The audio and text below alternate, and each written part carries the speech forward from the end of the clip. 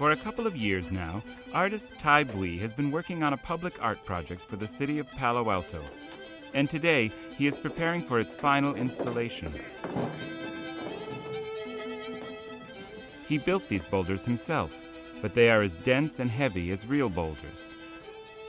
Like almost all of his sculptures, this piece finds its inspiration in nature.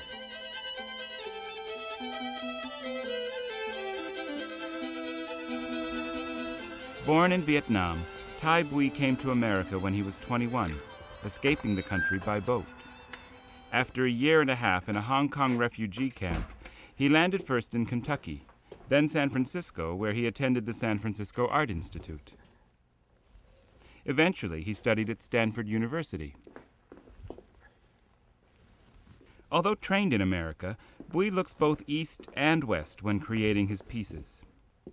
The influence of Western minimalism is obvious, but the use of rocks and other elements from nature reflects Bui's ongoing exploration of his Eastern upbringing. I think that's the represent to nature force is negative and positive, and also it can be yin and yang, and also be it can be black and white, and also it can become united. So that's the idea can come from. Yeah. They don't fit perfectly. It almost gives you a feeling like this is the best I can do. These are two opposites that need to be connected, and they just sort of express that ambiguity. They're not completely melded together.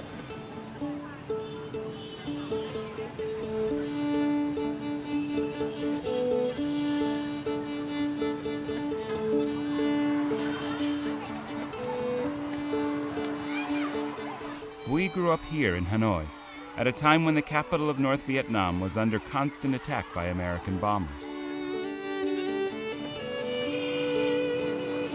The ambiguity of Bui's work can be traced back to this time in his life, when his days alternated between the terror and uncertainty of war and the peaceful pleasures of childhood.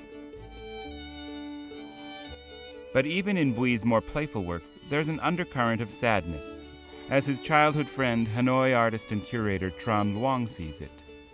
Thái luôn luôn là người không nói cụ thể cái gì về chiến tranh. Tuy vậy thì những cái hòn, cái cục, cái mối liên hệ giữa da với đá, với những cái chất giả đá, nó gián tiếp nói lên một cái thân phận lăn lóc rất là không cụ thể là chiến tranh, nhưng phải nói là đấy là một cái thân phận mà trải qua nhiều biến cố. Rõ ràng là thấy rõ cái điều đấy ở trong tác phẩm của Thái. Mà mình thấy ở Thái dường như mình thấy Thái cần, không nói là Thái thiếu nhưng rõ ràng là Thái cần, Thái thèm.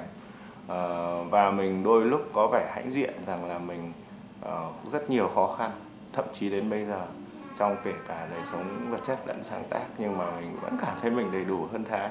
Thành ra đôi khi cả một giai đoạn cảm giác như thương bạn và cảm giác bạn ở thế giới tự do nhưng lại cảm thấy như là bạn thiếu lắm. Kiểu thế cơ.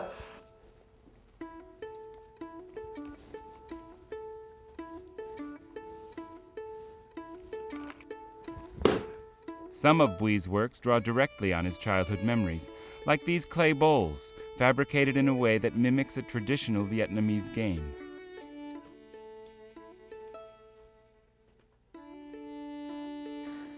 To make a bowl of clay, yeah, and then to make very thin at bottom, and what we have to hit very hard on the ground, and it explode, boom.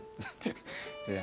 So we got two people to play together, and whoever make the most sound very often, and it will become a winner. Yeah, so very simple game. Yeah. I think that Tai Bui's work is much more experimental, and it doesn't embrace sort of the art historical tradition that the work in Vietnam does. I mean, there's a lot of work that references the French Impressionists, for example.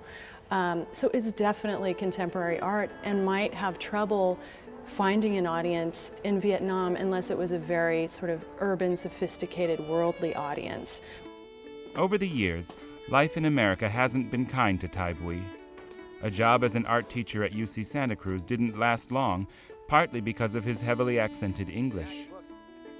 He has found comfort with his new family, his wife Rebecca, herself a painter who often assists him with his projects, and their child. They have inspired many of his artworks, including this one, entitled Family.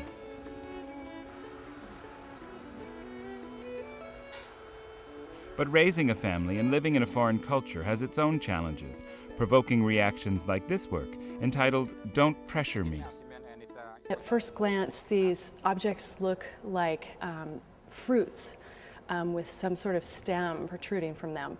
These are, rubber tires. They could be inflated, but in fact they're flattened, and they're used to make these tight little fruit-like creations. In that way, you see sort of the conflict in his life of being an immigrant and being in the United States, in California, and yet having this sort of need to express his authentic experience. Even after many years in this country, Bui still feels displaced. There's a language barrier, and the fact that he's from the north, while most Vietnamese immigrants to America are from the south. His isolation and discomfort can be seen in his work, with objects placed in bizarre and unexpected contexts. I see frustration. I definitely see whimsy too. I mean, the series he did called Fruitful Tree, in which he made these stones into these fruits, and then he installs them hung all over a tree. I mean, it's something very unexpected and whimsical. And of course, this series based on the game that he used to play in Hanoi as a boy, I mean, that's definitely playful and sort of expresses youthful vitality. So I think they're both present in his work. Yeah. These days, Bui spends most of his time working as an art installer at the San Francisco airport. He sells a few of his own pieces here and there and works on public art projects like this one, commissioned by the city of Palo Alto. His man-made boulders are a reminder of a creek that once ran underneath this section of El Camino Real. On the one hand, it's natural that the boulders should belong by the creek. But at the same time, it's odd that instead of sitting in the creek, they have been displaced onto the sidewalk. Rolling stones come to rest.